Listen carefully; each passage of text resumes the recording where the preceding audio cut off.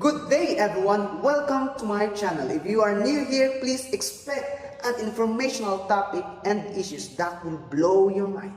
Not literally to blow your mind, but to impart you some useful knowledge, especially if you are an aspiring teacher or a teacher like me. I am Teacher Jen, and I would like to tell you that this channel is only for educational purposes. And that is why I'm expecting you to listen carefully, think critically, and also check my references to further gain knowledge. Today's discussion, we will be diving not to the fairy tale dimension, but to the real world of performance assessment. Our topic for today is the five characteristics of a good performance assessment. To begin, let us first define what the word characteristic means. According to Merriam and Oxford Dictionary, the word characteristic means a feature or quality belonging typically to a person, place, or thing and serving to identify it. A special quality or trait that makes a person, thing, or group different from others. And performance assessment means that this assessment measures how well students apply their knowledge, skills, and abilities to authentic problems. The key feature is that it requires the student to produce something, such as a report, experiment, or performance, which is scored against specific criteria. Now, let us look at the 5 characteristics of good performance assessment. The first is, it is authentic.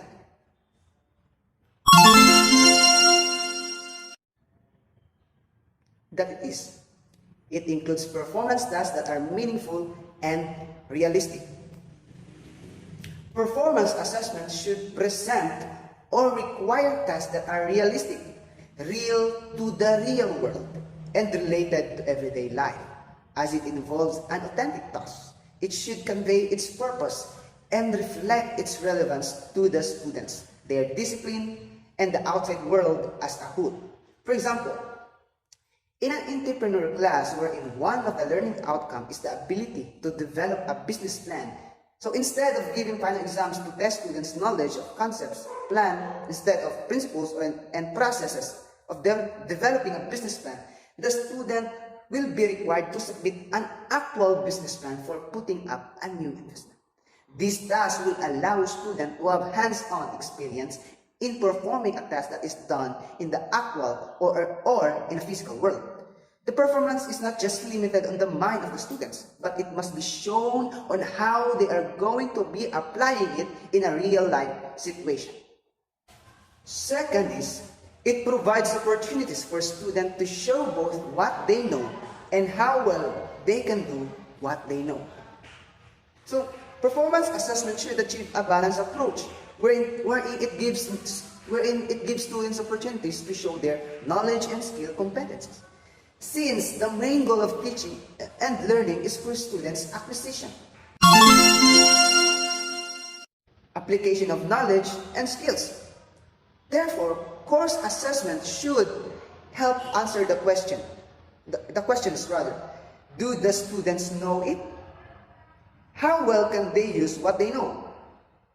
It is to determine whether the students have actually achieved their goal.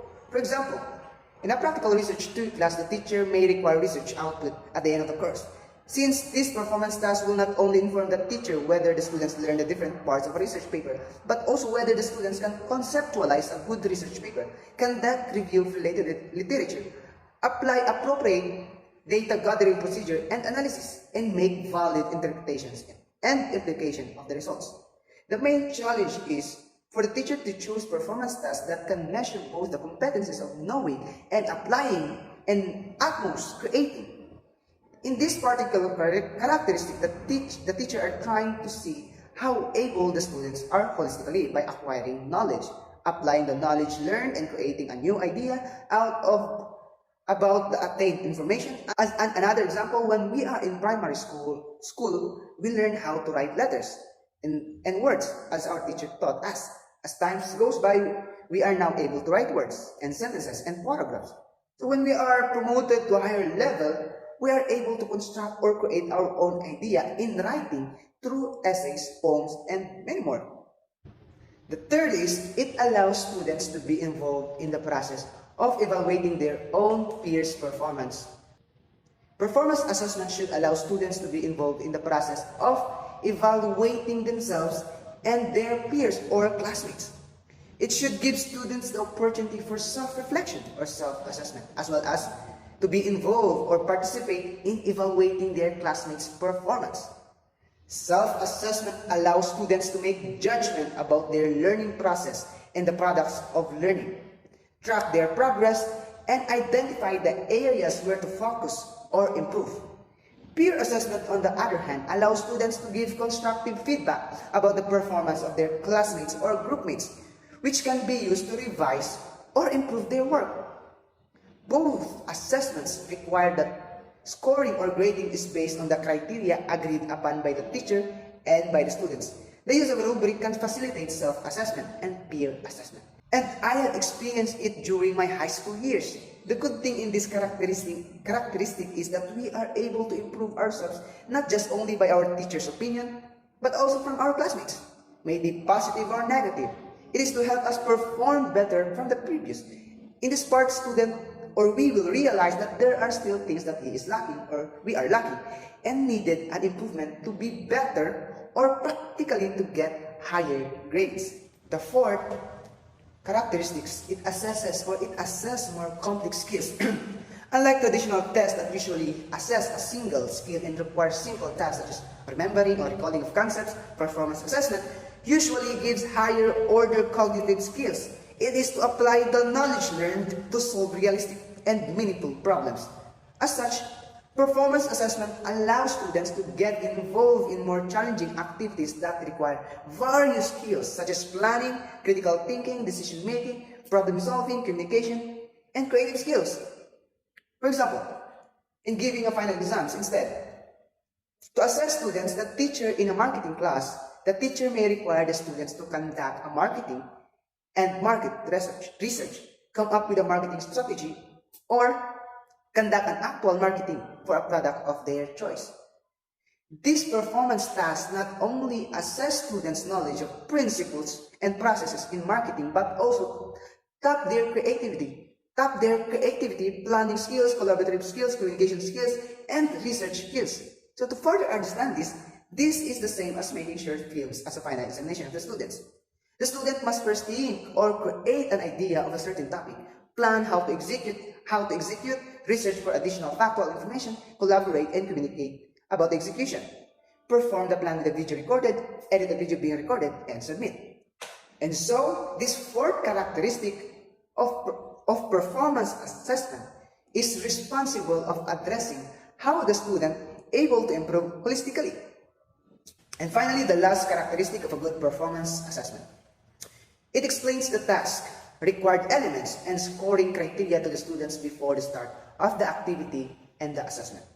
At the start of the class, it is important that the requirements of the subject are presented and explained to the students. These include the required tasks, activities or projects, the expected quality and level performance or output, the criteria to be included for assessment, and the rubric to be used.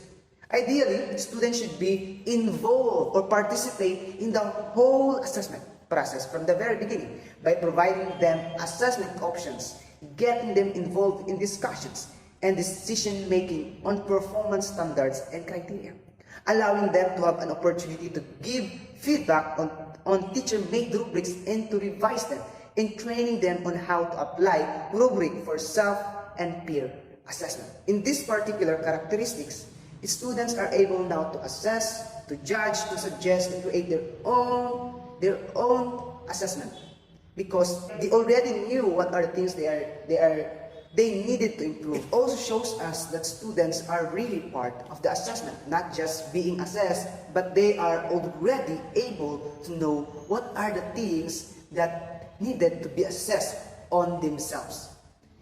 That's all for today. Thank you for listening. So if you want to acquire more information and updated to everyday's edition, please support my channel through like, share, and subscribe.